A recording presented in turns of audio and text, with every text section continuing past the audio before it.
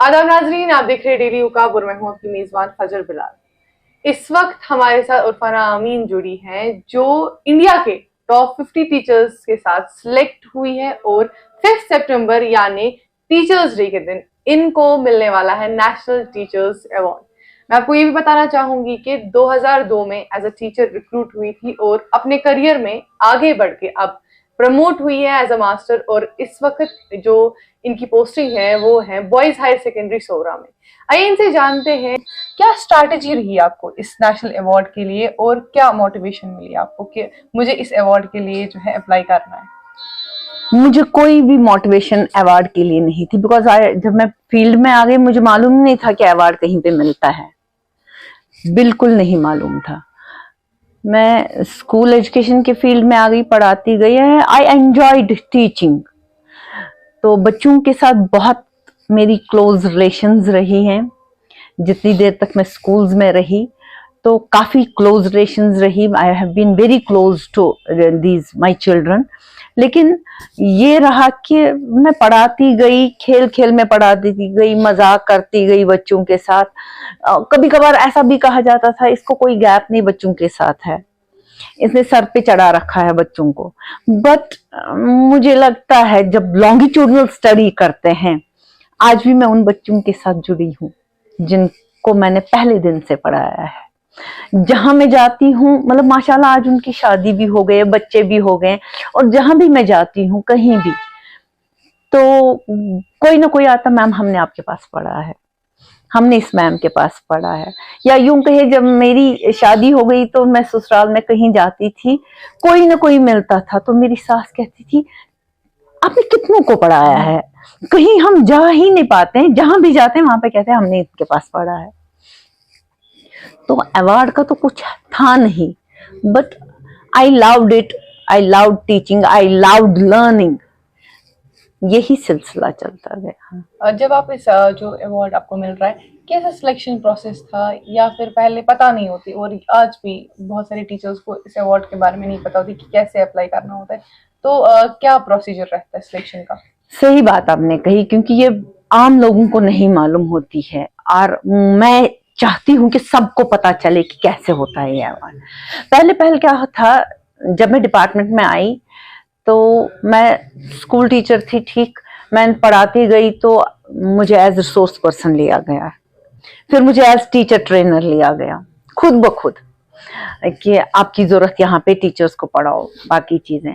और जिन ऑफिसर्स ने मुझे उस वक्त थोड़ा बहुत बूस्ट दे दिया, कहा क्या करना है कैसे करना है, उनकी छोटे छोटे टिडबिट्स मुझे बहुत काफी काम आ गए। तो उसके बाद क्या हुआ कि उन दिनों अवार्ड्स दिया करते थे, कहते थे कि फाइल भरनी है, फोटोग्राफ 5-6 होने चाहिए, आपने क्या क्या काम किया है तो फाइल भरनी है। मुझे उसको एब्सर्ड सा लगा कि ये क्या बोल रहे हैं, क्या आप खुद ही बोलो भाई मैंने ये काम किया है और ये दे दो। और बहुत सारे अवार्ड, नेशनल अवार्ड के लिए कम से कम 5-6 फाइलें जाती थी और सिलेक्ट हो जाती थी नेशनल लेवल पे। I did not like it. तो आहिस्ता आहिस्ता ऐसा हुआ कि मैं टीचर ट्रेनर बनी, एज प्रोग्राम ऑफिसर मैंने काम किया, बाकी चीजें मैंने की, मतलब SI में काम किया, मतलब एज पोस्टिंग नहीं बल्कि एज ट्रेनिंग में वहां जाती थी, डाइट्स में जाती थी। लेकिन सब लोग कहते थे मुझे जितना तुम काम करते हो आपको अवार्ड मिलना चाहिए। अल्टीमेटली 2019 में ऐसा हुआ कि मैं गांधरबल में थी, तो चीफ एजुकेशन ऑफिसर गांधरबल के थे, उन्होंने मुझे कहा उरफाना मैं खुद अवार्डी हूँ, तुम अवार्ड के लिए भर दो फाइल। मैंने कहा सर इस बार मैं कोशिश करूंगी। तो 19 में ऐसा हुआ कि मैंने उन्होंने कहा अब पोर्टल, अब वैसे नहीं होता, अब पोर्टल खुलता है। तो सुनने में आया कि 18 से गवर्नमेंट ऑफ इंडिया ने नेशनल पोर्टल रखा हुआ है और उसके जरिए जो जाता है उसी को अवार्ड मिलता है। मैंने पोर्टल भरा था, लेकिन क्या करना था पता नहीं था। ओपन कर रहे थे, ये मैं लिंक कर रही थी तो ओपन नहीं हो रहा था, लेकिन कुछ ना कुछ भरा मैंने। भरा तो 2019 की तो आपको बात ही मालूम है, तो यहाँ पे JNK में किसी को भी कोई अवार्ड नहीं मिला उस वक्त, क्योंकि उस वक्त हमारा यूटी बन गया था। एंड और अल्लाह ताला के फजल से उस वक्त मुझे सबसे अहम अवार्ड मिला, वो कि मैंने जियारत की, मैं जियारत पे चली गई थी। ये हुआ। उसके बाद 20 में मेरी दोस्त को मैंने कहा कि आप भर दो, मैं आपकी हेल्प करूंगी। मैंने भी उस वक्त भरा था, लेकिन मेरी फ्रेंड चली गई नेशनल अवार्ड के लिए, तो मैं रुक गई। उस वक्त क्या था क्राइटेरिया, यही पोर्टल था। 20 मार्क्स थे आपके ऑब्जेक्टिव के लिए, और जो 80 मार्क्स थे वो आपके परफॉर्मेंस पे थे, कि आपने कैसे पढ़ाया है, आपकी क्लासरूम स्ट्रेटजी क्या रही है, और अर्ली चाइल्डहुड केयर में आपने क्या किया है। और उन्होंने माशाअल्लाह बहुत कुछ काम किया था। वो या कहिए कुछ लोग कहने लगे कागज के टुकड़ों को ये उधर उधर कर रहे, इसको अवार्ड मिला, और नेशनल लेवल पे वही रिकॉग्नाइज किया गया। फिर तब से मैंने कभी अप्लाई नहीं किया। लास्ट ईयर से यहाँ जो प्रिंसिपल सर आ गए, या कुछ दोस्त मेरे अहबाब हैं यहाँ पे, जितने भी मेरे कलीग्स वगैरह हैं, सब लोग कहते थे मुझे कि नहीं अवार्ड के लिए करो, अवार्ड के लिए। लास्ट ईयर में बिल्कुल नहीं, सर को बिल्कुल नहीं माना, लेकिन इस साल सर बिल्कुल पीछे पड़े मेरे। You have to do it. मैं थोड़ी कहता हूं कि आपको मिलेगा, आप कोशिश करो, ट्राई इट। दिमाग में नहीं था हकीकतन, लेकिन जो ही इस साल पोर्टल खुला, सर ने मुझे कह दिया कि ये भर दो। उन्होंने सीधे ग्रुप में मैसेज डाल दी और सभी टीचर्स से कहा, ये नहीं कि एक्सक्लूसिवली आप भरो आप भरो, उन्होंने पोर्टल डाल दिया अपने हमारे ग्रुप में और स्कूल के ग्रुप में। वहां जब खोलते हैं पोर्टल, आज जो मैंने 2019 में देखा और जो मैंने आज है, बिल्कुल वास्ट डिफरेंस। आज आपके ऑब्जेक्टिव क्राइटेरिया, यानी कि ऑब्जेक्टिव क्राइटेरिया में आता है कि आपने कितनी ट्रेनिंग्स की है, आप रेगुलर आते हैं स्कूल, आप पंक्चुअल हैं, और साथ में आपने यहाँ कम्युनिटी में कितना रोल अदा किया है, साथ में आपकी पब्लिकेशंस क्या है। इसके लिए आपके सिर्फ 10 मार्क्स हैं। उसके बाद 90 मार्क्स आपके परफॉर्मेंस पे है, और उस परफॉर्मेंस को 3 कैटेगरीज में डाला है। पहली कैटेगरी है फाउंडेशनल लिटरेसी एंड न्यूमरेसी, जिसमें कि early childhood care and education भी आता है। दूसरी कैटेगरी थी चिल्ड्रन विद स्पेशल नीड्स के लिए और मेंटरिंग के लिए, आपने कितने बच्चों को मेंटर किया, आपने कितने टीचर्स को ट्रेन किया। तीसरी कैटेगरी थी आपकी कम्युनिटी मोबिलाइजेशन के लिए और नेशनल इंटीग्रेशन के लिए। तो शुक्र अल्हम्दुलिल्लाह, JNK से मैं 3rd बैच में early childhood care and education में मैंने नेशनल लेवल पे कोर्स किया हुआ था। वहां से मैं जब आई थी तो स्टेट के लिए मैंने उस वक्त एक करिकुलम बनाया था, और तब से मैं ECC में काम करती चली गई। NEP भी ECC पे बहुत जोर दे रहा है पहले 5 सालों के लिए, और वो भी किताबों के बगैर। वो सब काम जो मैंने किया, फिर कोविड के दौरान जो काम मैंने किया, रेडियो क्लासेस मैंने दे दिए उस वक्त, कम्युनिटी क्लासेस का वो सब आ गया इसमें, वो सब भरना पड़ा इसमें। मतलब 3 कैटेगरीज को और सब डिवाइड किया था 5-5 कैटेगरीज में। तो ये बहुत ही डिफिकल्ट था कि आपके पास हर कैटेगरी के लिए कुछ ना कुछ होना चाहिए था, लेकिन ये कैटेगरीज इंटर रिलेटेड थी। जो एक चीज में काम किया होगा वो दूसरी चीज के लिए भी आपको जरूरत पड़ता था। सो आई मैनेज्ड। ये सब चीजें मैंने भर दी कि मैंने जी ये काम किया, ये काम किया है, ये काम किया, और साथ में फोटोग्राफ्स अपलोड करने पड़े, वीडियोस अपलोड करने पड़े। मेरे पास कुछ नहीं था, लेकिन मेरे फ्रेंड्स ने, मतलब मैं कहीं पे ट्रेनिंग दे रही थी, कोई लेता था वीडियो तो उसने मुझे वो सेंड किया, किसी ने पिक्चर ले दी उसने मुझे वो सेंड की, तो वो सब मैंने इसमें डाल दिए। उसके बाद पोर्टल ऑफ हो गया। अब जो कुछ यहाँ पे आपने भरा, अब कैसे मैं नेशनल लेवल पे चली जाऊं? पोर्टल तो आ गया नेशनल लेवल पे, लेकिन ये डिस्ट्रिक्ट से फिर स्टेट, स्टेट से फिर नेशनल, मतलब 3-4 पड़ाव हैं इसके। और सबसे पहले आपके अपने हेड ऑफ द इंस्टीट्यूशन आपको देनी चाहिए फाइल पे दस्तखत करके, जो आपने वहां पे भरा होगा। तो उसका वो सारा प्रिंट आउट निकाल के फिर क्रेडेंशियल सर्टिफिकेट्स वगैरह वो सब साथ रखना पड़ा। यहाँ से मैंने कवरिंग लेटर ले ली, डाल दी सीओ ऑफिस में। वहां पे जितनी भी फाइल्स आई थी 1 2 3 करके, जो फर्स्ट 3 फाइल्स थी वो जानी थी प्रोविंशियल लेवल पे, क्योंकि हमारी यूटी में 2 प्रोविंसेस है। नेचुरली दोनों प्रोविंसेस को बराबर ये रिकॉग्निशन दी जाती है। वहां भी 10, जम्मू में भी 10 डिविजन ये डिस्ट्रिक्ट्स हैं, यहाँ भी 10 डिस्ट्रिक्ट्स हैं।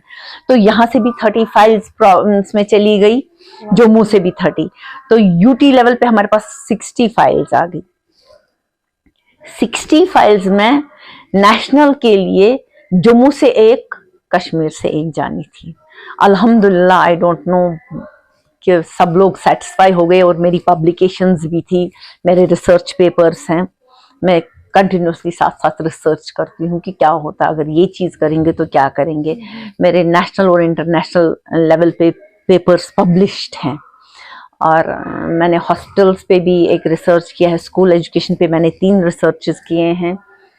और मतलब ना, रिसर्च पेपर्स नहीं बल्कि बुक्स लिखी हुई है मैंने। ट्रेनिंग्स पे चिल्ड्रन विद स्पेशल नीड्स, मैंने स्पेशल नीड्स के लिए भी काम किया। ब्रेल जानती हूँ मैं, साइन लैंग्वेज जानती हूँ मैं, और ये सब चीज़ें मुझे बच्चों ने सिखाया। बच्चों को मैंने पढ़ा रही थी, वो मुझे पढ़ा रहे थे, और मैं बाकी बच्चों को फैसिलिटेट कर रही थी। और शुक्र अल्हम्दुलिल्लाह, अब मेरा नॉमिनेशन हो गया। फिर 154 जो नेशनल लेवल पे होता है कोटा, हर किसी यूटी का या स्टेट का, तो उस कोटे में मैं आ गई। मालूम नहीं था जब तक कि नेशनल लेवल से वहां से एक लेटर आ गया कि यू हैव बीन नॉमिनेटेड। मुझे अपने स्टेट से मतलब बिल्कुल पता नहीं चलता है, आपको नेशनल की बात नेशनल लेवल से ही पता चलती है। तो उन्होंने भेज दिया, और उन्होंने ही नेशनल लेवल वालों ने ही भेजा था लेटर हमारे स्टेट को भी, यूटी को। और मुझे इंफॉर्मेशन मिली कि आपको जी 10 मिनट की प्रेजेंटेशन तैयार करनी है।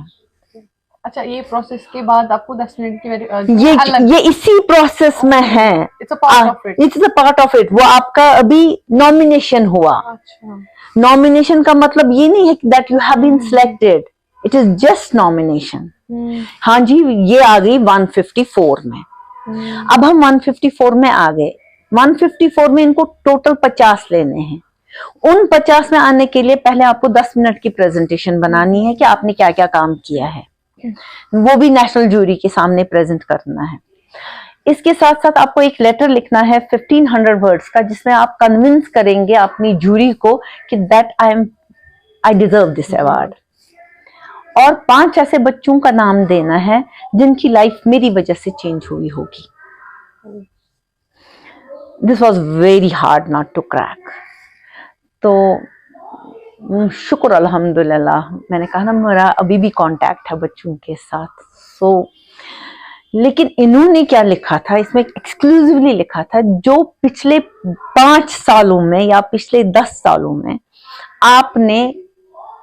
आपकी वजह से चेंज हुए हों। इसके अलावा इसमें यह भी क्राइटेरिया है कि आपके पास 10 इयर्स ऑफ गवर्नमेंट सर्विस होना चाहिए, कंटिन्यूअस सब्सटेंटिव। मेरा 22 इयर्स का सर्विस था गवर्नमेंट में। सो नेशनल जूरी के पास जब हम चले गए, कैसे चले गए, या ऑनलाइन मोड में जाना था, तो आई प्रेजेंटेड देयर। प्रेजेंटेशन हो गई, उससे पहले ही मेरा लेटर उनके पास चला गया था। प्रेजेंटेशन के बाद उन्होंने मुझसे क्वेश्चंस किए, एक तो प्रेजेंटेशन के बारे में और लेटर के बारे में। वो कैसे मैं बोल रही हूँ लेटर के बारे में, क्योंकि जो मैंने वर्ड्स वहां पे लिखे थे, उन्होंने मुझे एक एक वर्ड का मीनिंग पूछा, what do you mean by this. जैसे मैंने प्रोफेशनलिज्म वर्ड किया था इस्तेमाल, मैंने होलिस्टिक डेवलपमेंट किया था बच्चों के बारे में इस्तेमाल, उसके बारे में उन्होंने मुझे पूछा। उस बाद में उन्होंने मुझे पूछा, आप इंग्लिश पढ़ाती हैं, तो आप बताइए क्लासरूम में जाने के लिए, आप इंग्लिश पढ़ाने के लिए कौन से ऑब्जेक्टिव दिमाग में रखती हो, आपका क्या मकसद है इंग्लिश पढ़ाने का। वो चीजें, रोल के बारे में पूछा, कुछ स्टैटिस्टिक्स पूछे, बस हो गया। उसके बाद एंड में उन्होंने कहा, आपसे बात करके हमें बहुत अच्छा लगा। हाँ, बीच में मतलब इधर उधर की बातें भी, मतलब वो बीच में आपको नहीं करते हैं तंग। जो ही आपकी जो ये प्रेजेंटेशन है ये विद इन 10 मिनट्स पूरी कवर होनी चाहिए। दिस इज नेसेसरली 10 मिनट्स के बाद आपको कोई भी बात करनी नहीं देंगे। लास्ट में उन्होंने मुझे कहा आपसे बात करके हमें बहुत अच्छा लगा, तो मुझे एक थोड़ी सी सेटिस्फेक्शन सी हो गई कि ये लोग कन्विंस हो गए। बस मैं वहां से निकली, सर ने मुझसे पूछा, डायरेक्टर साहब ने, कैसा रहा, because nobody was there, आप अकेले होते हो वहां पे। मैंने कहा सर बहुत अच्छा, I am satisfied with my presentation. अब it depends upon the jury कि उनको पसंद आई होगी कि नहीं, बिकॉज ये नेशनल लेवल की बात है। मेरा दायरा तो यहाँ तक है, मुझे अपने दायरे पे नजर है। नो डाउट मैंने नेशनल लेवल पे बहुत काम किया है। मैं RI अजमेर के भी के इस जो वहाँ पे डेमोन्स्ट्रेशन स्कूल में ECC का ये है, जब वो स्टार्ट हो गया ECC सेक्शन, मैं वहाँ पे उस वक्त वहाँ की मेंबर बन गई थी। वो सब NCERT की वजह से, बिकॉज मैंने अपना वहाँ पे बनाया था, I was group leader there, और बाद में जो मैंने TLM बनाया वहाँ वो एक्सेप्ट हुआ, बाकी चीजें हो गई, तो उस वजह से it was recognised there a lot. तो ये प्रोसीजर था। उसके बाद मालूम नहीं था। हाँ, उसके बाद मेरी वो ना जिज्ञासा कहते हैं ना बढ़ने लगी। जब तक मेरी प्रेजेंटेशन हो गई तब तक मुझे कोई ये नहीं था कि अब अवार्ड वगैरह नहीं। इसके बाद मुझे होने लगा, अब सबको पता चला मंगूस के अंदर सुन, इट वाज लाइक दैट। तो सब लोग मेरे लिए दुआएं करते थे। वो सब लोग कहते थे आपका तो हो गया, मैं कहती थी ये नहीं हो गया, ये बस नॉमिनेशन है। तब हो जाएगा जब वहां से लेटर आएगी that you have been selected. और लेटर आ गई 27 की शाम को 6:15 बजे। हम देर तक इसी स्कूल में यहीं पे मैं बैठी थी, तो सर ने कहा मुझे कुछ नहीं, सर अभी तक तो आना चाहिए था, पता नहीं क्यों नहीं आया। तो घर में पहुंची, 10 या 15 मिनट हुए होंगे तो मुझे मेल आ गया। तो फिर आई वॉज ओवरजॉयड। हाँ रियली मैं काफी खुश हो गई, मगर अल्लाह ताला शुक्र करा कि मैं कहाँ से वो जुबान लाऊं कि मुझे इस काबिल समझा गया। 22 साल से आप इस फील्ड में, क्या लगता है अभी हमारे एजुकेशन सिस्टम में क्या कमी अभी भी है? हमारे एजुकेशन सिस्टम में कोई कमी नहीं है। जितनी भी वहां से स्कीम्स आती हैं वो पहले हमारे यहाँ इम्प्लीमेंट होती है। इससे पहले CCE स्कीम आई थी and J&K was the first, तब हमारा स्टेट था, J&K was the first state to implement that continuous comprehensive evaluation, जिसमें हमारा Unit 1, Unit 2 एग्जाम्स हुआ करते थे। अच्छा, अब हमारा NEP आ गया। हर कोई टीचर कोशिश करता है कि मैं पढ़ाऊं, हर किसी टीचर की अपनी मेथडोलॉजी है। अब ये है कि एक थोड़ी सी जो ना हमें नोशन हुआ है कि बस पढ़ो, किताब पढ़ो, क्वेश्चन का आंसर करो, ये आपको याद होना चाहिए। ये चीज गलत है। नॉलेज होनी चाहिए, फिर नॉलेज का एप्लीकेशन, वो जब होगा दैट इज रियल नॉलेज। हम रोज कहते इतने मार्क्स, कितने मार्क्स लाए। मुझे बताइए क्या किसी ने ये स्टडी की है कि अगर लास्ट ईयर, उससे पहले साल नहीं, 10 साल पहले जिस बच्चे ने फर्स्ट पोजीशन हासिल की 10th में, फिर उसने 12th में भी फर्स्ट पोजीशन हासिल की, मुझे बताओ आज वो कहां पे है? क्या हमें ये रिसर्च करने की जरूरत है? वहां पे हमें पता चलेगा कि असल में क्या है। हाँ, जो बच्चे नॉर्मल रहे हैं, ये 70s में 80s में जिन्होंने मार्क्स लाए हैं, लेकिन वो सक्सेसफुल जिंदगी गुजार रहे हैं। मेरे कई, मतलब मैंने 1-2 बच्चों के बारे में सुना जिनको मैंने पढ़ाया है, जो कि हाई, मतलब ना बहुत, वो उसको कहते हैं 100 आउट ऑफ 100 लेना, मार्क्स लेते थे। वो आज डिप्रेशन में हो गए हैं, क्योंकि उनका ये था ना कि I am on the top of the world, मुझे हमेशा टॉप ऑफ द वर्ल्ड ही रहना है। फिर जब आगे जाके एक वो हम कठिनाइयां आती हैं, बाकी चीजें।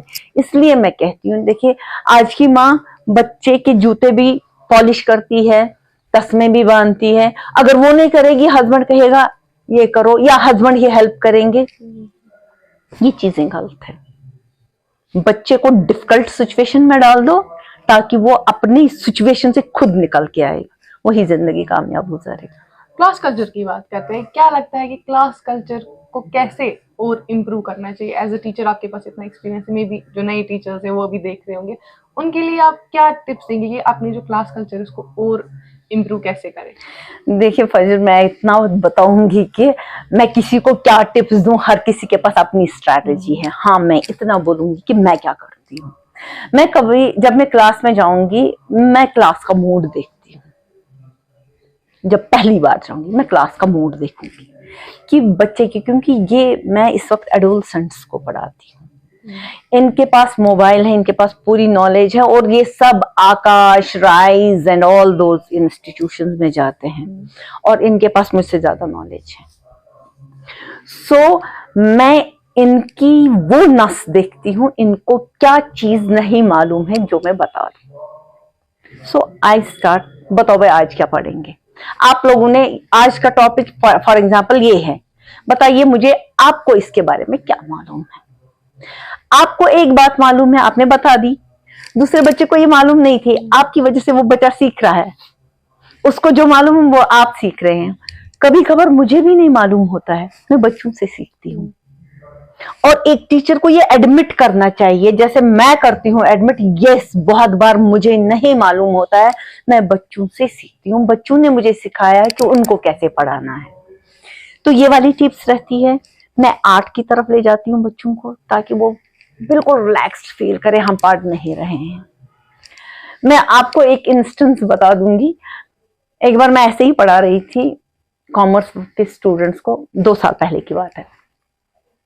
मैं पढ़ा रही थी तो एक बच्चा उठा, उसने कहा मैम मुझे टॉयलेट जाना है। एडोलसेंट बच्चा है, मैं उसको नहीं बोल सकती कि नहीं बैठो वगैरह, एंड ओपनली उसने कहा सबके सामने, यस गो।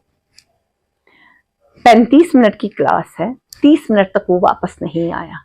30 मिनट के बाद मेरी वाइस प्रिंसिपल ने उसको हाथ पकड़ के लाया क्लासरूम में और कहा, उर्फाना जी आपका ये बच्चा है? मैंने कहा यहाँ ही मेरा बच्चा है। ये कहाँ था? मैंने कहा मैंने इसको टॉयलेट के लिए भेजा था, ये वहां से रोम कर रहा था। मैंने उसको कहा बेटा आप क्यों ऐसे? आपने कहा मुझे टॉयलेट के लिए। उसने कहा मैडम मुझे मूड नहीं था पढ़ने का, ओपनली। मैंने कहा क्यों नहीं? सबके सामने आपका मूड क्यों नहीं था पढ़ने के लिए? मैं थोड़ा बोर हो गया था। मैंने उसी की बोरियत को उठा के लेसन को थोड़ा सा चेंज कर दिया। फिर उसके बाद दूसरे दिन जब मैं पढ़ाने लगे, मुझे पढ़ाना था कि हमें कैसे ऑर्गेनाइज करनी चाहिए चीजों को। तो मैंने कहा बेटा हम यहाँ पे फ्रूट मेला करने जा रहे हैं। बच्चों को ग्रुप्स में डाल दिया। मैंने कहा आप डिसाइड करो हम क्या क्या लाएंगे। दूसरे ग्रुप को कहा मैंने आप डिसाइड करो कि हम कहाँ पे कौन सी चीज रखेंगे। मैनेजमेंट, ऑर्गेनाइजिंग, प्लानिंग, ये सब चीजें मैंने एक एक ग्रुप को दे दी। अब ये डिस्कस शोर हो रहा है, तो मैंने कहा वेरी गुड, ये कर रहे हैं। एकदम से एक बच्चे को रहा था मैडम अच्छा वो पढ़ना मान असली। They could not get to know कि उनको लगा कि मैडम डिस्कस कर रही है। एंड ऐसे ही मैं सिचुएशनली चेंज करती हूँ अपनी स्ट्रैटेजी, जो डिमांड होगी। क्योंकि मैंने कहा ना पहले ही, मेरे बच्चे के पास सब कुछ है, मेरे पास कुछ ऐसा होना चाहिए कि बच्चे का रिटेंशन मेरे क्लासरूम में हो जाए। आप एक फ्रेंडली टीचर रही है, आपकी जो एक्सपीरियंस है बच्चों के साथ, लेकिन आमतौर पे हम देखते हैं अगर पहले की बात करें, टीचर्स बहुत ज़्यादा स्ट्रिक्ट होते थे। जो टीचर और स्टूडेंट का रिलेशनशिप था, बहुत गैप्स होती थी, बट आए दिन वो गैप्स कम हो रही है और बहुत लोग इसे एक्सेप्ट करते हैं, लेकिन बहुत सारे लोग जो हैं इसे गलत भी समझते हैं। आपके क्या थॉट्स एज अ टीचर, मतलब इस चीज़ पे आपको क्या लगता है कि should there be a gap between student and teacher, या फिर एक फ्रेंडली मिक्सचर होना चाहिए क्लासरूम में? न गैप होनी चाहिए ना फ्रेंडली मिक्सचर होना है, there must be in between. आप तंबह भी करो जहां पे जरूरत है, आप प्यार भी करो जहां पे बच्चे को जरूरत है। मैं कहूंगी जब मेरी स्कूलिंग हो गई, रियली हमारी एक मैम थी, हम मतलब वो हमें सोशल साइंस पढ़ाती थी, वो कश्मीरी में कहते हैं ना स्वाई शालक, she used to do go for that. But She made us to learn whole map of the world, countries, capitals, bones. मतलब मुझे आज भी कहो, I am not a medical student. I am commerce student. उसके बाद मैंने बाकी चीजें की हुई है, ECC वगैरह, even children with special needs का मैंने किया। मैंने वो तब जाके किया जब मेरी फाउंडेशन सही थी। मुझे छोटी छोटी बोन्स का नाम याद है, पूरी 306 आपके पास जितनी बोन्स है, 206 पहले तो ज्यादा होती हैं, वो सभी मुझे वो सभी चीजें मालूम है। और वही मैंने स्ट्रैटेजी अपनाई थी गवर्नमेंट स्कूल्स में जब मैं अर्ली ईयर्स में पढ़ाती हूँ। और इसके साथ कंट्रीज, कैपिटल्स, कलर्स ऐसे नहीं, कैसे करते हैं हम, मैप को मैं टुकड़े करती हूँ लेवल्स के हिसाब से, पजल बनाती हूँ। खेल बच्चों को क्या लगता है हम खेल रहे हैं, बट दे आर, उनका मैप उनकी दिमाग मेमोरी में रहता है कि मैप की शक्ल क्या है, कौन सी कंट्री कहाँ है, कौन सी स्टेट। हाँ, मैंने अभी वर्ल्ड मैप की तरफ नहीं गई थी मैं लोअर लेवल्स में, क्योंकि वो कहते हैं ना पहले आपको अपने माहौल के बारे में ही मालूम होना चाहिए, फिर हम बाकी जगहों पे जाएंगे। So I started with India. India का मैप बच्चों को मालूम होना चाहिए, कौन सी स्टेट कहाँ पे है, कौन सी यूटी कहाँ पे है, फिर स्टेट्स एंड कैपिटल्स, ये सब मैंने किया था। Then rice producing countries of the world, China, India, Bangladesh, Japan. और कैसे रिदम में, ये नहीं, रिदम में बच्चों को इजीली याद होता है, या एकॉस्टिक पोइम्स बनाने में। 9 प्लांट्स आप कैसे याद, पहले हम पढ़ते थे 9 प्लांट्स, अब आप 8 ही पढ़ते हैं। और ये चीजों के लिए मैं तैयार होनी चाहिए, ये चीजें एक्सेप्ट करने के लिए, ये चीजें हमें देखनी है। हम देखते हैं आजकल सोसाइटी की बात करें, बच्चा छोटा होता है, सो रो रहा होता है तो माँ बाप जो है फोन पकड़ा देते हैं, टीवी ऑन कर देते हैं, इधर ही लग जाएगा। एंड फिर जब वो स्कूल आता है डायरेक्ट बुक्स में उसको फंसा देते हैं। आपको लगता है कि अपार्ट फ्रॉम स्कूल पेरेंट्स को घर पे ऐसी एक्टिविटीज करानी चाहिए जिनसे बच्चों की जो मोटर डेवलपमेंट है, माइंड डेवलपमेंट अच्छे से हो, and how should they do it? हाँ, ये जरूरी है। देखिए, मैं कहूँगी कश्मीर में हमारा ये रुझान है, आप कहीं भी जाओ, मैं किसी की बुआ हूँ, मैं किसी की मासी हूँ या किसी की चाची हूँ, जब मैं विजिट करने जाती हूँ अक्सर हमारे दिमाग में होता है छिशु तो इतने मुँह की अच्छा। मेरा हमेशा ये कॉन्सेप्ट था, ये लेज वगैरह ये सब चीजें नहीं लेने चाहिए थे। मैं जाती हूँ, मैं अक्सर क्या करती थी, मैं बुक नहीं, एक ड्राइंग बुक लेके जाती थी, क्रेयॉन लेके जाती हूँ, उनको वो दिया, इसकी स्क्रिबलिंग की है, बाकी चीजें की, यही सब चीजें अगर हम करें तो वो सब जरूरी है। और फोन के बजाय देखिए क्या होता है, एक पेरेंट को अपना कॉन्सेप्ट क्लियर करना है कि बच्चा अगर कचरा फैला रहा है ये इंपॉर्टेंट है, क्योंकि वो लर्न कर रहा है कि सफाई कैसे करनी है। जब आप कचरा फैलाएंगे, बच्चे को कहना है कि हम इकट्ठे उठाएंगे, ये यहाँ पे गंदा हो गया, उठाएंगे।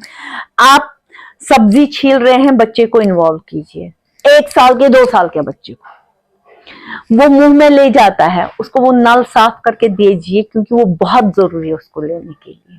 उससे उसकी स्टोमक का जो वो कैपेसिटी है ना, वो बढ़ जाती है। वो चीजें उसी से कलरिंग करवाइए, गिरे हुए फूल पत्तों से, सब्जी के कचरे से, फ्रूट के कचरे, उससे कलर करवाइए। जरूरी नहीं है पहले आप क्रेयॉन्स, अब इसको कलर करना है crayon, no, whatever resources you have at home, मिट्टी से कलर करवाइए।